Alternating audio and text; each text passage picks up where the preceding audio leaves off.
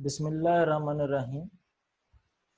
Dear students, आज के lecture में हम एक्सरसाइज नंबर 12.2 उसके क्वेश्चंस 17 टू 24 तक सॉल्व करें।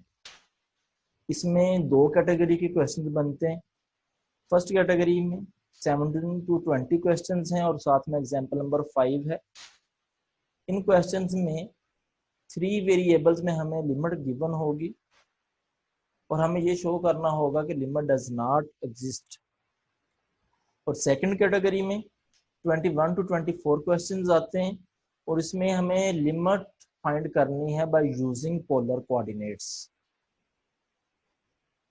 आइए इनको वन बाय वन करके डिस्कस करते हैं। पहले हम कैटेगरी 1 को डिस्कस कर लेते हैं। स्टूडेंट्स, ये कंसेप्ट्स हमारे लिए बहुत अहम है, जरा ध्यान से इनको समझिएगा, फिर हम लिमिट इन 3 वेरिएबल्स क्वेश्चंस को सॉल्व कर सकेंगे। 2D में हम किसी पॉइंट से पास करने वाली लाइन कैलकुलेट करना चाहते हैं, तो उस पॉइंट का हमें पता होना चाहिए और उसके साथ साथ हमें स्लोप का पता होना चाहिए। तो फिर हम जो है 2D में लाइन के इक्वेशन को कैलकुलेट कर सकते हैं। उसका फार्मूला ये लिखा हुआ है, जैसे कि हम फर्स्ट 16 क्वेश्चन में कर चुके हैं। अगर 3D में हमें एक पॉइंट गिवन है, हम उस पॉइंट से पास करने वाली लाइन फाइंड करना चाहते हैं, तो बेसिकली हमें 3D में कोई भी लाइन कैलकुलेट करनी है, उसके लिए दो चीज़ों की ज़रूरत होती है। एक तो होता है पॉइंट जिसमें से वो लाइन पास करेगी, और दूसरा होता है उस लाइन के पैरेलल वेक्टर, डायरेक्शन वेक्टर जिसको हम कहते हैं। ठीक है, हमें एक पॉइंट की ज़रूरत होती है और दूसरी चीज़ उसमें डायरेक्शन वेक्टर की ज़रूरत होती है। जो डायरेक्शन वेक्टर उस लाइन के जो हम फाइंड करना चाहते हैं उसके क्या होगा, पैरेलल हो।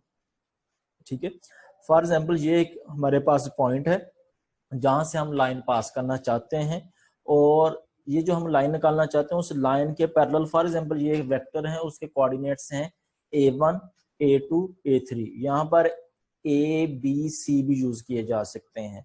तो जो लाइन हम फाइंड करेंगे उसकी जो पैरामीट्रिक इक्वेशंस होंगी वो उसका फार्मूला होगा x equal to x1 plus a1 t, यानी x1 प्लस a1 जो पैरेलल वेक्टर है साथ में t आ जाएगा, plus y equal to y1 plus a2 t, z equal to z1 plus a3 t।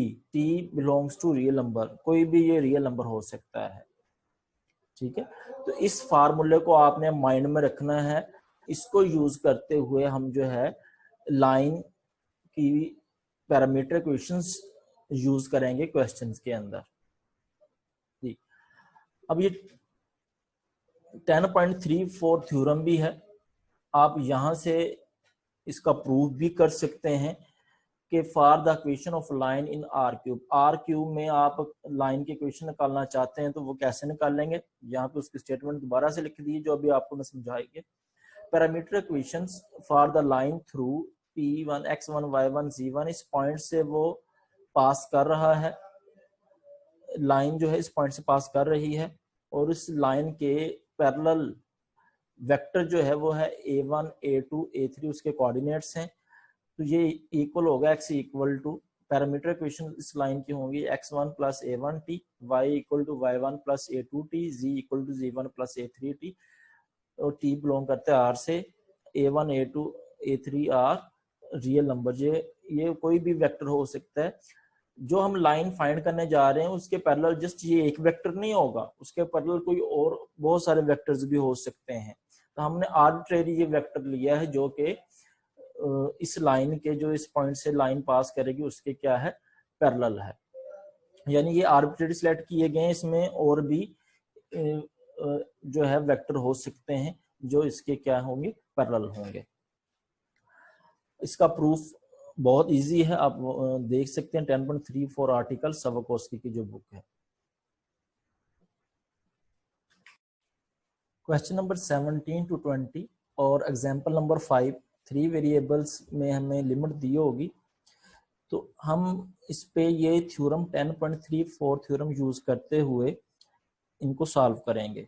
उसका ये फार्मूला आपने याद रखना है, ये फार्मूला हम क्वेश्चन में यूज करेंगे।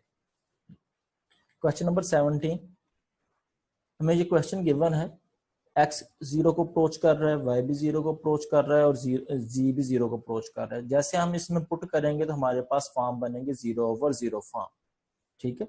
फिर यहाँ पे ये किया जा सकता था कि ऊपर और नीचे से जो है वो आप कुछ कॉमन लेते और कैंसिल आउट करते, तो ऐसी भी पॉसिबिलिटी यहाँ पे नहीं है। 0/0 फॉर्म इस मेथड से तो खत्म होने वाली नहीं है। और वैसे भी क्वेश्चन नंबर 17, 20 और एग्जाम्पल नंबर 5 में हमें ये शो करना है कि लिमिट डज नॉट एग्जिस्ट। जैसे 11 to 16 में हमने ये शो किया था लिमिट डज नॉट एग्जिस्ट, वो 2 वेरिएबल में थे क्वेश्चंस। ये 17, 20 में भी limit does not exist he show करना है, लेकिन ये 3 वेरिएबल्स में क्वेश्चंस हैं, ठीक है।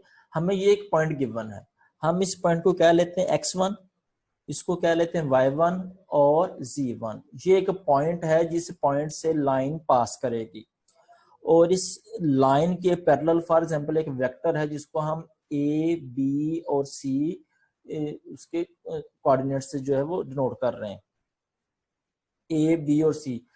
ये एक पॉइंट है जिस पॉइंट से लाइन पास करेगी और इस लाइन के पैरेलल वेक्टर ये है और उसके कोऑर्डिनेट्स हैं a, b और c। यहाँ पे आप जैसे पहले आपने कहा था a1, a2, a3 वो भी यूज कर सकते हैं। अब इस लाइन से, इस पॉइंट से जो लाइन पास करेगी उसकी पैरामीटर इक्वेशंस क्या होंगी, वो फार्मूला लगाते हैं। x इक्वल टू x1 यहाँ पे 0 है, 0 plus at, y equal to y1 0 है, 0 plus bt, z equal to z1 वो भी 0 है, 0 प्लस ct, यानी x at आ गया, y bt आ गया, z ct आ गया। जैसे आप इसमें x को 0 पुट करेंगे t 0 को अप्रोच कर जाएगा, y में 0 पुट करेंगे t 0 को अप्रोच कर जाएगा, z में 0 पुट करेंगे t 0 को अप्रोच करे जाएगा। तो अब आपका सिंगल वेरिएबल में क्वेश्चन आ जाएगा और जो लिमिट है वो t अप्रोचेस टू 0 हो जाएगी। तो रिप्लेस करते हैं, x को at, y को bt और z को ct, ये रिप्लेसमेंट कर दी हमने, ठीक है। इसके बाद सिंप्लीफाई किया है, यहाँ से ऊपर ये टी से टी स्क्वायर हो जाएगा, यहाँ से भी टी स्क्वायर मिलेगा, यहाँ से भी टी स्क्वायर कॉमन आ जाएगा और अंदर जो टर्म रह जाएगी वो A B plus B C plus A C रह जाएगी। नीचे से भी ए स्क्वायर टी स्क्वायर बनेगा, यहाँ पे बी स्क्वायर टी स्क्वायर और यहाँ से सी स्क्वायर टी स्क्वायर बनेगा। तो टी स्क्वायर आप कॉमन ले लें तो बाकी आपके पास ब्रैकेट में आएगा A square plus B square plus C square, T square से कैंसिल हो जाएगा। अब इसमें t इन्वॉल्व नहीं है तो लिमिट तो ये इसके ऊपर अप्लाई नहीं हो सकती। यही हमारा जो आंसर है, ये कांस्टेंट है t के रिस्पेक्ट, इसका ये आंसर है। अब मैंने आपको कहा था ये जो हम ले रहे हैं वेक्टर a b c, ये पैरेलल वेक्टर है जो हम जिस लाइन की पैरामीटर इक्वेशन निकाल रहे हैं, तो उस लाइन के पैरेलल कोई और वेक्टर भी हो सकता है, ये तो आर्बिट्रेरी है। तो ए बी सी की वैल्यू डिफरेंट हो सकती है, जैसे ए बी सी की वैल्यू डिफरेंट होंगी तो हमारे पास आंसर भी डिफरेंट आता जाएगा। तो हम ये कह सकते हैं कि limit does not exist for different value of ABC, limiting value varies by 2 path rule, limit does not exist. Question number 18, question number 18 में भी हमें पॉइंट गिवन है 0 0 0। तो हम लेट करते हैं कि इस पॉइंट से पास करने वाली जो लाइन है वो पैरेलल है इस वेक्टर के v वेक्टर और उसके कोऑर्डिनेट्स हैं a b और c। तो पैरामीटर इक्वेशंस क्या होंगी 10.34 थ्योरम के मुताबिक, ये पॉइंट x1 y1 z1 है तो होगा x इक्वल टू x1 यानी 0 plus at, y equal to y1 0 0 plus bt, z equal to z1 0 0 plus ct, यानी x at आ जाएगा, y bt आएगा और z ct आएगा।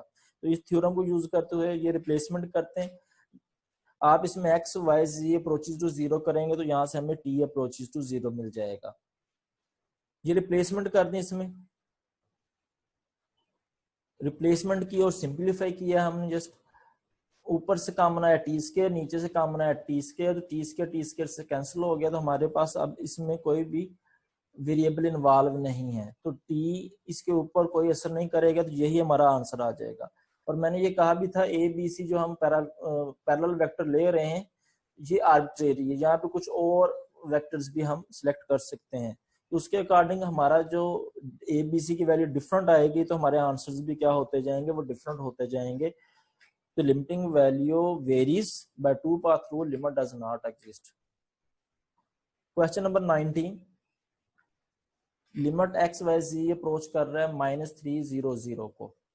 अब हमें ये पॉइंट गिवन है, इसमें डायरेक्ट पहले तो हम लिमिट पुट करेंगे, वो 0/0 फॉर्म बनेगी। अब इस पॉइंट से पास करने वाली लाइन हमने फाइंड करनी है।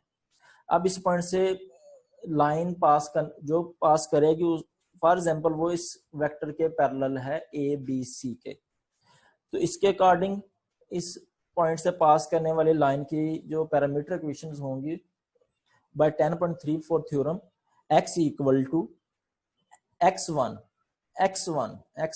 क्या है इस वक्त -3 है, x1 प्लस 80 होता है, तो x1 -3 है, -3 प्लस 80 आ जाएगा।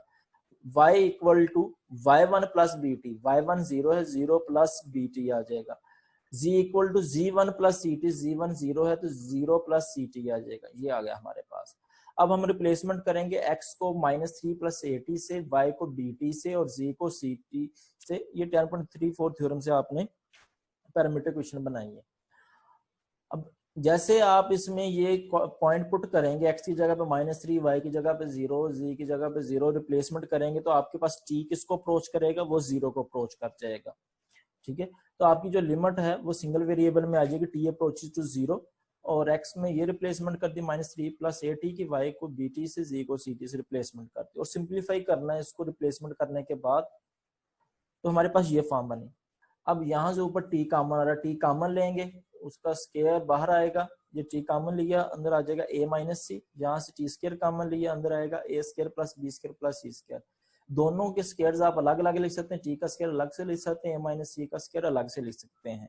ठीक है, ये टी स्क्वायर नीचे वाले टी स्क्वायर से कैंसिल हो जाएगा, तो हमारे पास इस फॉर्म में आंसर आएगा a माइनस सी का square over a square plus b square plus c square. अब आपको पता है ABC जो हमने सेलेक्ट किया है ये उस लाइन के पैरेलल वेक्टर था, तो कोई और वेक्टर भी इसके पैरेलल हो सकता है, तो डिफरेंट वैल्यू जैसे हम पुट करेंगे ABC की तो हमारे पास आंसर भी डिफरेंट होते जाएंगे। टू पास रूल से हम ये कह सकते हैं limit does not exist. Question number 20, limit approach कर रही है जिसमें x अप्रोच करेगा 2 को, y अप्रोच करेगा 0 को और z अप्रोच करेगा 0 को। ये हमें पॉइंट गिवन है, इस पॉइंट से पास करने वाली हम लाइन जो है उसकी पैरामीटर इक्वेशन निकालना चाहते हैं। फॉर एग्जांपल इस पॉइंट से पास करने वाली जो लाइन है वो पैरेलल है इस वेक्टर के। ठीक है, 10.34 थ्योरम से हम इसकी पैरामीटर इक्वेशन निकालते हैं, जो इस वो लाइन जो इस पॉइंट से पास कर रही है। x equal to x1 plus 80, x1 हमारे पास 2 है तो 2 प्लस 80 आ जाएगा, y equal to y1 plus bt आ जाएगा, y1 0 है, 0 प्लस bt हो जाएगा, z equal to z1 0, 0 plus ct हो जाएगा। तो अब हमने x को, y को और z को इनके अकॉर्डिंग रिप्लेस करना है, और ये 3 वेरिएबल में लिमिट इस पॉइंट को अप्रोच कर रही थी 2 0 0 को, तो अब ये रिप्लेसमेंट के बाद हमारे पास t वेरिएबल में, सिंगल वेरिएबल में क्वेश्चन आ जाएगा, तो इसमें t अप्रोच करेगा 0 को। आप इसमें जैसे x 2 को अप्रोच कर रहे हैं तो 2 पुट करेंगे, 2 ये 2 तो जाकर माइनस हो जाएगा, 2 माइनस 2 0, तो t 0 को कर जाएगा। यहाँ पे y 0 को अप्रोच कर रहा है तो t 0 को अप्रोच करेगा, z 0 को अप्रोच कर रहा है, c इधर आकर डिवाइड होगा 0 ओवर c, तो t भी 0 को अप्रोच कर जाएगा। ठीक है, ये रिप्लेसमेंट हमने कर दी है। ठीक है, रिप्लेसमेंट करने के बाद सिंप्लीफाई किया तो ऊपर t पावर 4 बना, नीचे भी t पावर 4, जो कैंसिल आउट हो गया। हमारे पास जो एट द एंड वैल्यू बनी है वो है a b c square over a power 4 plus b power 4। और अब a b c जो हमने आर्बिट्रेरी ये एक वेक्टर सिलेक्ट किया था, जो हम लाइन की पैरामीटर इक्वेशन निकालनी थी। अब उसके अलावा कोई और वेक्टर भी हो सकता है जो उसके पैरेलल था, तो हम कहेंगे कि डिफरेंट वैल्यू पुट करने से हमारे पास आंसर भी ABC का डिफरेंट आ जाएगा। The limiting value does not exist by two path rule. Example number 5. Example number 5 में ये पॉइंट गिवन 1 2 -1, इसमें डायरेक्ट पुट करेंगे तो 0 ओवर 0 फॉर्म बनेगी। तो इस लाइन से पास, इस पॉइंट से पास करने वाले लाइन की पैरामीटर इक्वेशन फाइंड करते हैं। फॉर एग्जांपल उसके पैरेलल जो लाइन हम जिस लाइन की पैरामीटर इक्वेशन निकालना चाहते हैं उसके पैरेलल वेक्टर ये है a b c। तो 10.34 थ्योरम से हम इक्वेशन लिखते हैं, इस इक्वेशन पैरामीटर इक्वेशन लिखते हैं, वो आएगी x equal to x1 plus A T. x1 क्या है 1 प्लस ए टी हो जाएगा, y equal to y1 plus B T, y1 2 है 2 प्लस बी टी हो जाएगा, z equal to z1 plus C T, z1 -1 है -1 प्लस सी टी हो जाएगा। अब ये रिप्लेसमेंट करते हैं x y z को इनके अकॉर्डिंग, और t यहाँ पे वो 0 को ही अप्रोच कर जाएगा जी। ये रिप्लेसमेंट करते हैं और सिंप्लीफाई किया है तो ये टी स्केयर से ऊपर नीचे से कैंसिल आउट हो जाएगा, ये चीज हमारे पास आ जाएगी। अब ए बी सी हमने कोई वेक्टर के कोऑर्डिनेट्स लिए थे, यहाँ पे कोई और वेक्टर भी हो सकता था जो हम लाइन की इक्वेशन निकालने उसके पैरेलल होता, तो ए बी सी की वैल्यू डिफरेंट पुट करने से हमारे पास आंसर क्या आ जाएंगे, डिफरेंट आ जाएंगे। तो यहाँ पे हम कह सकते हैं limit does not exist. Students अब हम सेकंड कैटेगरी के क्वेश्चंस को सॉल्व करने जा रहे हैं। फर्स्ट ऑफ ऑल हमें ये पता होना चाहिए कि हम लिमिट के क्वेश्चंस को पोलर कोऑर्डिनेट्स में कैसे कन्वर्ट करेंगे, पहले उसको सीखते हैं। Conversion from Cartesian to polar coordinate. हमें कोई कार्टेशियन की फॉर्म में क्वेश्चन गिवन है तो हम उसको पोलर कोऑर्डिनेट में कैसे चेंज करेंगे, यानी कि एक्स वाई की फॉर्म में गिवन है और पोलर कोऑर्डिनेट यानी आर और थीटा की फॉर्म में हमने उसको कन्वर्ट करना है क्वेश्चन। कोई हमें पॉइंट गिवन है, ठीक है, पॉइंट हमें ऑर्डर पेयर की फॉर्म में गिवन होता है। अब इस पॉइंट से हमने परपेंडिकुलर ड्रा किया, वो ये जिसको हम वाई से नोट करेंगे, और यहां से यहां तक की लेंथ इसकी एक्स लेंथ कहलाएगी जो ये गिवन है, ठीक है। और इस पी पॉइंट से इस रीजन तक का जो डिस्टेंस है ये रेडियल सेगमेंट कहलाएगा। अब साइन थीटा का फार्मूला होता है आल्टीट्यूड ओवर हाइपोटेनियस। आल्टीट्यूड ये है और हाइपोटेनियस ये, आल्टीट्यूड वाई है, बेस एक्स है और हाइपोटेनियस आर है। तो साइन थीटा, साइन का फार्मूला होता है altitude over hypotenuse, altitude Y है ओवर हाइपोटेनियस आर है, वाई ओवर आर आ जाएगा, वाई इधर रहने दे आर इधर अगर मल्टीप्लाई हो जाएगा तो Y equal to R sine theta हो जाएगा। और कोस थीटा इक्वल होगा base over hypotenuse, base X है और हाइपोटेनियस जो है वो आर है, यहाँ पे एक्स इधर रहने दे आर इधर अगर मल्टीप्लाई होगा तो एक्स इक्वल आ जाएगा आर कोस थीटा। तो पोलर कोऑर्डिनेट जो होते हैं उसमें दो वेरिएबल इन्वॉल्व हैं, एक आर है और थीटा है, इसमें एक्स और वाई है, और पोलर कोऑर्डिनेट में जो वेरिएबल्स होते हैं वो आर और थीटा होते हैं, ठीक है। तो सिंपली आपने जब भी पोलर कोऑर्डिनेट में कन्वर्जन करनी है तो एक्स को आर कोस थीटा से रिप्लेस कर देना है, वाई को आर साइन थीटा से रिप्लेस कर देना है, ठीक है। अब एक और इम्पोर्टेंट पॉइंट देखें, ये आपका एक पॉइंट है एक्स वाई, और यहाँ रीजन से यहाँ तक इस पॉइंट तक का जो डिस्टेंस है ये हमारे पास रेडियस है, रेडियल सेगमेंट है। आप जैसे ही इस पॉइंट को अप्रोच करना शुरू करेंगे जीरो की तरफ, यानी इस पॉइंट को आप जीरो की तरफ अप्रोच करने जा रहे हैं, जीरो की तरफ आ रहे हैं, तो आपकी जो रेडियस की लेंथ है वो भी कम होती जाएगी। देखें आप यहाँ से यहाँ पे आ जाते हैं तो आपका रेडियस भी यहाँ तक आ जाएगा, फिर मजीद आप क्लोज होते हैं जीरो रीजन की तरफ तो आपका रेडियस क्या होता जाएगा, कम होता जाएगा। जैसे ये एक्स वाई जो पॉइंट है जीरो जीरो को अप्रोच करेगा तो आपका रेडियस भी जीरो को अप्रोच करेगा। यहाँ पे लिख दिया as point going closer and closer to a region, ये पॉइंट जैसे रीजन की तरफ जाएगा तो हमारा जो डिस्टेंस है, ये जो रेडियस है, ये बेसिकली डिस्टेंस को डिनोट कर रहा है, स्मॉलर एंड स्मॉलर, और ये तकरीबन जो है वो जीरो हो जाएगा, जीरो को अप्रोच कर जाएगा, ठीक है। आप इस सेंस में भी ये कह सकते हैं कि जैसे X Y point zero zero को अप्रोच करेगा तो रेडियस हमारा किसको अप्रोच कर जाएगा, जीरो को अप्रोच कर जाएगा। एक और सेंस भी आप यहाँ पे यूज कर सकते हैं, जब आप लिमिट सिंगल वेरिएबल में पढ़ रहे होते हैं तो आप इस पॉइंट को अप्रोच करना चाहते हैं तो आप इस पॉइंट के एक इंटरवल बना लेते हैं, उस इंटरवल से आप इस पॉइंट को अप्रोच करते हैं। इस इंटरवल से इस पॉइंट को अप्रोच करना है तो आप लेफ्ट साइड से भी अप्रोच कर सकते हैं, राइट साइड से भी अप्रोच कर सकते हैं।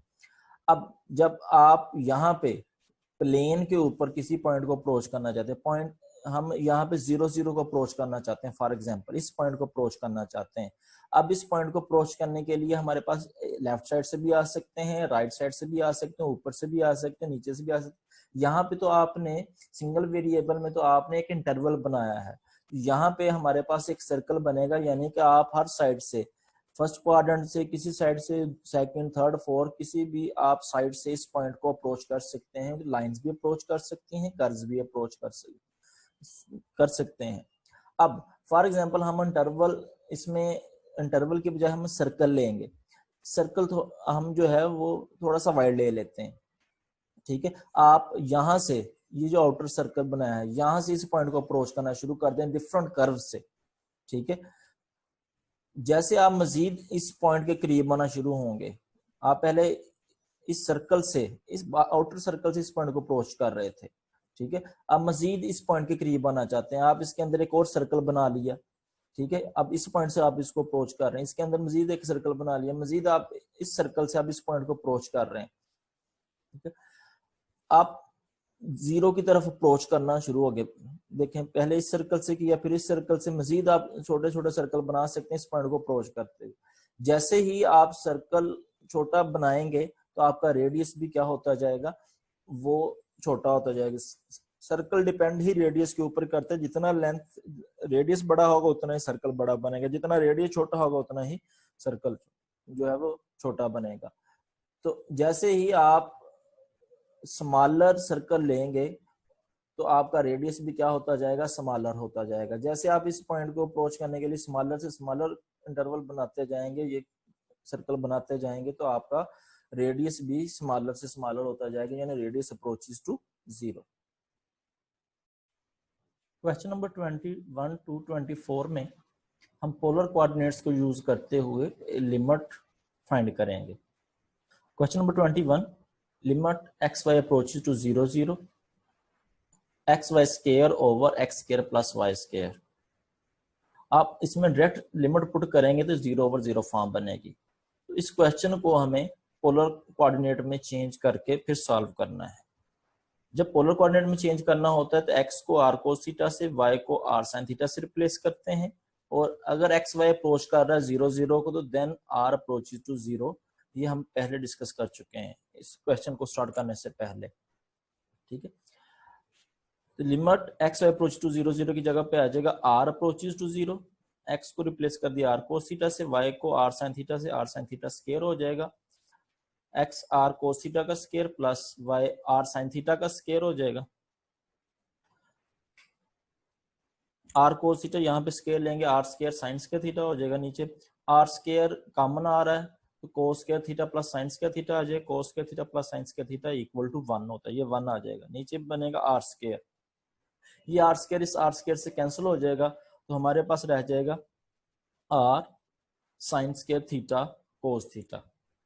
अब इसमें हम लिमिट पुट करते हैं, आर में 0 पुट करेंगे तो ये 0 इससे मल्टीप्लाई होगा, क्योंकि ये बॉन्डेड फंक्शन होते हैं। ये -1 to 1 इनका आंसर आएगा। तो -1 to 1, बिटवीन -1 to 1 अगर आंसर आता है और 0 से मल्टीप्लाई होता है तो उसका आंसर क्या हो जाएगा, 0 आ जाएगा। और अगर इसकी वैल्यू अगर अनडिफाइन होती तो 0.infinity वो इनडिटरमिनेट फॉर्म बन जानी थी, लेकिन ये बॉन्डेड फंक्शन होते हैं, -1 to 1 ही इनका आंसर आता है।